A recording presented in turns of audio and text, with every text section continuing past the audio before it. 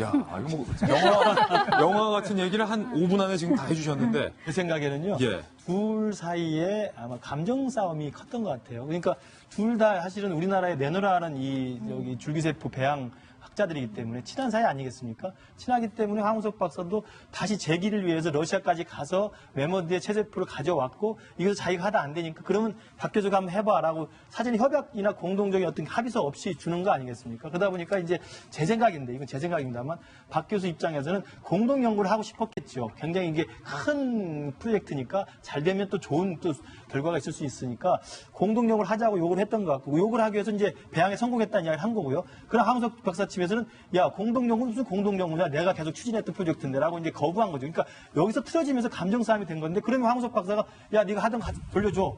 근데 돌려주지 못하고 나 폐기할 거야. 그래서 지금 황우석 박사가 재판부에 간 건 뭐냐면 공갈과 횡령이라는 거거든요. 그렇군요. 그러니까 자기가 어렵게 가져온 메모드 체세포를 없애버렸다는 횡령이고 나한테 폐기하겠다고 공갈했다는 거예요. 근데 알고 보니까 박 교수 측에서 내놓은 것은 이게 가져와 보니까 생지 체세포더라. 예. 그러니까 재판부 내에서 이제 확인할 길이 없으니까 이제 무혐의 처분을 내린 건데 그냥 정황상 볼 때는 뭐 구체적인 과학적 그 테크니컬한 건 모르겠습니다만 정황상 볼 때는 두 분 사이의 연구 성과에 대한 욕심 때문에 서로 원만한 합의가 되지 않음으로 인해서 아마 박 교수 측에서 폐기하겠다라고 협박을 한 것 같고 예. 폐기한 것에 대해서는 입증할 지금 자료가 없으니까 아마 무혐의 처분이 나온 게 아닌가 싶습니다.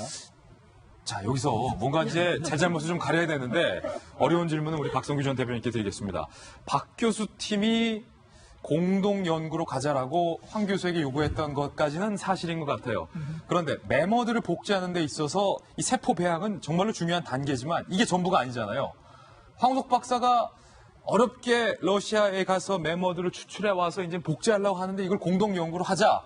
왠지 사퇴한 박경 본부장이 공동 연구 논문 저자를 올렸던 거 생각나기도 하고 박 교수가 좀 너무한 걸 요구한 거 아닌가? 아무튼 뭐 그 진실이야 누가 알겠어요. 예. 정말 씁쓸합니다. 정말 씁쓸하고 줄기세포 문제로 세계 과학계 정말 충격을 줬고 웃음거리가 됐던 우리나라 과학계가 특히 생명과학계가 다시 한번 또 웃음거리 비슷한 얘기거리를 제공하는 것 같아서 참 안타깝습니다. 다른 얘기를 좀 하고 싶어요. 뭔 얘기냐면은 얼마 전에 중국 정부의 고위 관리를 만났어요. 예. 이분이 저한테 그 얘기를 해요. 황우석 박사 어떻게 지내고 있는지 아느냐. 아, 중국 고위 관료가요? 예. 무슨 얘기를 하고 싶어서 그러냐 그랬더니 황우석 박사가 대한민국을 벗어난 지역에서 지금 활동을 굉장히 열심히 하고 있다. 예. 중국 정부하고도 관련 있는 일을 하고 있다 이러면서 적어도 복제 기술에 관한 한 세계적으로 가장 권위를 가지고 있고 실력을 가지고 있는 황우석 박사인데 너무 강한 낙인을 찍어놓고 대한민국 정부에서 너무 내몰라라 하는 것 같다. 우리 같으면 그렇게 안 할 건데 뭐 이런 얘기를 하더라고요. 중국 고위 관료가. 예. 그분의 얘기가 옳다 그르다 하는 문제를 떠나서 사실은 황우석 박사가 굉장히 강한 낙인 찍혔죠. 과학계에서, 국제과학계에서. 그렇지만은 가지고 있는 그 기술이라고 하는 것은 활용하기에 따라서는 우리나라를 위해서 또 우리 인류를 위해서 활용할 수 있는 그 실력 있는 부분들이 인정된 부분들이 있는데 너무 낙인을 찍어놓고 한쪽으로 저쪽 몰아놓다 보니까 이분이 궁지에 몰려있는 가운데서 그래도 과학자로서 자기의 어떤 욕심은 있고 욕망은 있고 이러다 보니까 저런 그늘에서 저런 일들이 좀 벌어지는 것 아닌가 하는 그런 안타까운 생각이 들어서 기왕에 저분이 가지고 있는 기술, 저분의 능력은 과거에 죄는 있지만 그것과 별도로 좀 활용하는 길도 좀 찾는 것이 마지막 지혜가 아닌가 그런 생각을 좀 해보게 되네요. 그렇군요. 예. 황우석 논문 조작 사건 당시에 취재 부서의 부장이었던 정성희 연구소는 어떻게 보세요? 네, 저는 이게 자꾸 이제 과거 기억을 떠올리게 되는데요. 그치, 황우석 논문 줄기세포 논문 조작 사건이 약간 재판 같아요. 다만 가해자 피해자가 좀 약간 바뀌었다는 느낌이 들어요. 왜냐하면은 메모드 줄기 그 아까 체세포 세포 핵 배양 성공했다고 했는데 지금 그거 성공했다고 주장하는 사람만 있지 실체는 없잖아요. 박 교수, 예. 예, 오히려 폐기했다고 주장을 하기 때문에 성공은 했다고 하면서 지금 실체가 없는 거 그것이 좀 비슷하고요. 다만 이제 가해자 피해자가 이제 바뀌었다는 느낌이 드는 게 지금 뭐 황우석 교수가 피해자라고 제가 주장하고 박세필 교수가 가해자라고 주장하는 건 아닙니다만 어쨌든 상황이 좀 비슷하다는 그런 거예요. 상황이, 왜냐하면 이 정황이.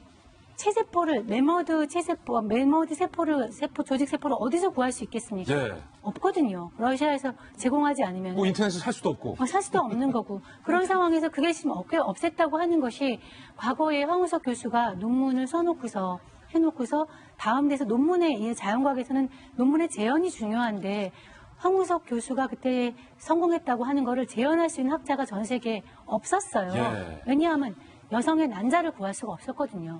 황우석 교수가 성공할 수 있었던 것은 그 미즈베리 병원에서 여성의 난자를 갖다가 굉장히 많은 숫자가 제공이 됐기 때문에 성공했다고 했는데 지금 난자가 없는 그때 상황이 지금 여기에 매머드 조직세포가 없는 상황과 비슷하기 때문에 이것도 역시 좀 연구 미제로 갈 수 있는 그러게요. 상황밖에 없는 그런 상황이 된 것 같고 황우석 교수가 안타까운 게 아까 얘기한 대로 정말 제기를 하시고 싶어 해요. 그래서 지금 이 수암재단에서 지금 이거 제공하고 있는 상황이거든요. 수암재단은 또 나름대로 바이오 벤처 기업을 가지고 있습니다. 하나 성공할 때마다 주가가 폭락하고 떨어지고 성공하고 이렇게 높이 이렇게 주가가 연동이 되는 예. 그런 상황이에요. 이런 상황에서 그 제기하고 싶은데 이렇게 또 샘플이 없어가지고 이런 궁지에 몰린 상황이 좀 안타깝고요. 저는 우리 박성규 전 대변인 얘기에 좀 동의를 하는데 잘못은 잘못이지만 제기할 수 있는 발판은 좀 제공을 해줬으면 하는 그 안타까움이 있는데 또 이런 상황에 예.